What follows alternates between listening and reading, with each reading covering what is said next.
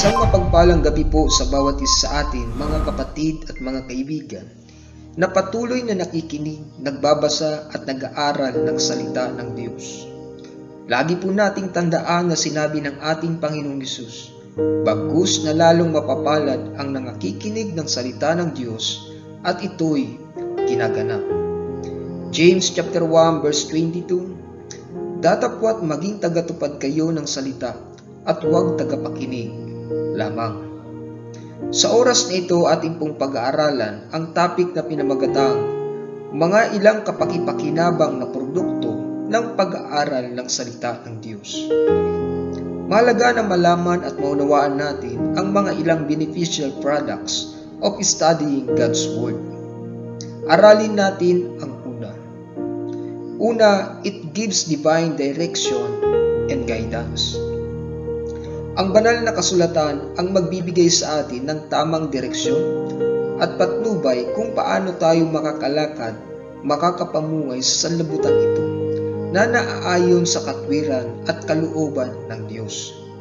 Dito natin malalaman at maunawaan kung ang ating mga ginagawa, sinasalita at mga ginagawang mga pagpapasya ay kung nasa God's side o sa evil side.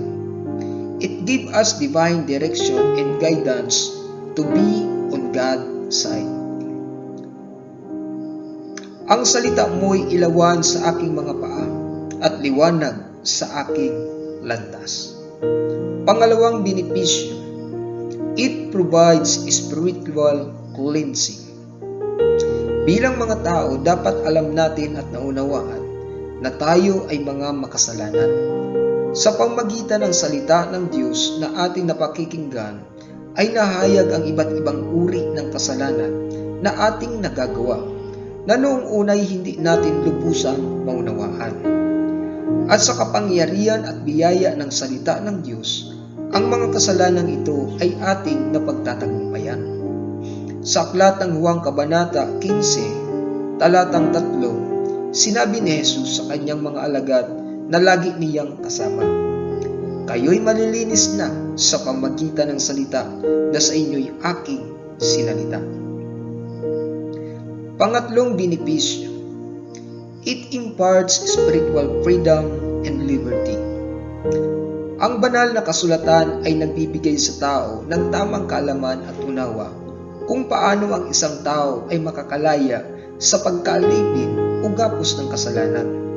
Kasalanang tiyak na magdadala sa bawat tao sa pagkasira, pagkapahamak at pagkawasa kung ang mga ito ay hindi makalaya. Sa aklat ng Juan Kabanata 8, talatang 31 hanggang 36, sinabi nga ni Jesus sa mga Hudyong yaon na nagsasampalataya sa Kaniya, kung kayo'y magsisipanatili sa aking salita, kung magkagayoy tunay nga kayong mga alagad ko, at inyong makikilala ang katotohanan, at ang katotohanan ay magpapalaya sa inyo. Sa kaniya'y kanilang isinagot, kami binhi ni Abraham, at kailan may hindi pa naging alipin. Ninumang tao, paanong sinasabi mo kayo'y magiging laya? Sinagot sila ni Jesus, katotohanang sinasabi ko sa inyo, ang bawat nagkakasala ay alipin ng kasalanan. At ang alipin ay hindi nananahan sa bahay magpakailanman. Ang anak ang nananahan magpakailanman. Kung palayain nga kayo ng anak, kayo'y magiging tunay na laya.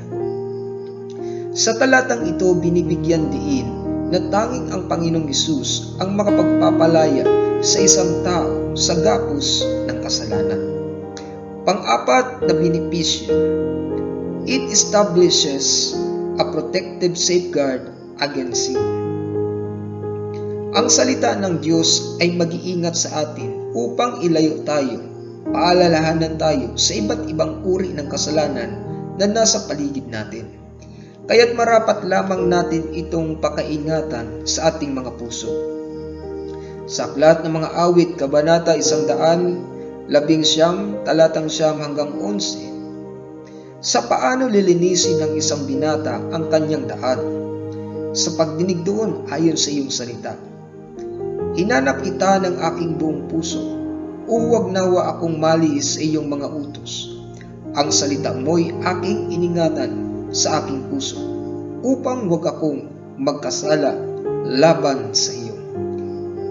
Panglimang benepisyo, it equip us. Ang lahat ng mga kasulatan na kinasiya ng Diyos ay mapapakinabangan din naman sa pagtuturo, sa pagsansala, sa pagsaway, sa ikatututo na nasa katwiran, upang ang tao ng Diyos ay maging sakdal, tinuruang lubos sa lahat ng mga gawang mabuti. Bawat tao na nag-aangad na maging kagamit-gamit sa ubasan ng Diyos ay kailangan dumaan sa tamang proseso. Proseso na kung saan siya ay tuturuan, sasawayin, itatama, at matutong pakahawakan, panindigan ang prinsipyo o katwiran ng Diyos na nararapat sa mga tao ng Diyos. Pang-anim na benepisyo, it imparts the peace of God. Ang banal na kasulatan ay nagbibigay ng totoong kapayapaan, at ang kapayapaang ito ay matatamo sa pamagitan ng totoong pag-ibig ng isang tao at pagsunod sa bawat utos ng kataas-taasang Diyos na buhay. Sa aklat ng Awit, Kabanata 100, talatang 119, talatang 165, dakilang kapayapaan ang tinatamo nila na nagsiibig ng iyong kautusan, at sila'y walang kadahilanang ikatitisod. Pangpitong benepisyo ng pag-aaral ng salita ng Diyos, it builds our faith. Sa pamamagitan ng pagbabasa at pakikinig ng salita ng Diyos, ang ating pananampalataya ay mas lalong tumitibay at tumatatag na mayroong nag-iisang Diyos. Diyos na buhay, Diyos na gumagabay at nag-iingat sa atin, Diyos na nagbibigay ng ating mga pangangailangan, Diyos na nagpapagaling sa lahat ng uri ng karamdaman, Diyos na patuloy na nagmamahal at nagmamalasakit sa atin, at Diyos na kung saan ay tanging karapat-dapat paglingkuran, sambahin, papurihan, luwalhatiin, at pasalamatan ng bawat nilalang na may buhay. Kaya nga ang paniniwala ay nanggagaling sa pakikinig, at ang pakikinig ay sa pamamagitan ng salita ni Kristo. Mga kapatid at mga kaibigan, maraming salamat po sa inyong matiyagang pakikinig sa pagtuturong ito. Pagpalain po kayo ng Panginoong Hesus, ang Diyos na makapangyarihan sa lahat, na tapat sa kaniyang mga pangako at tanging ating pag-asa. Tandaan po natin, mahal po tayo ng Panginoong Hesus. Amen.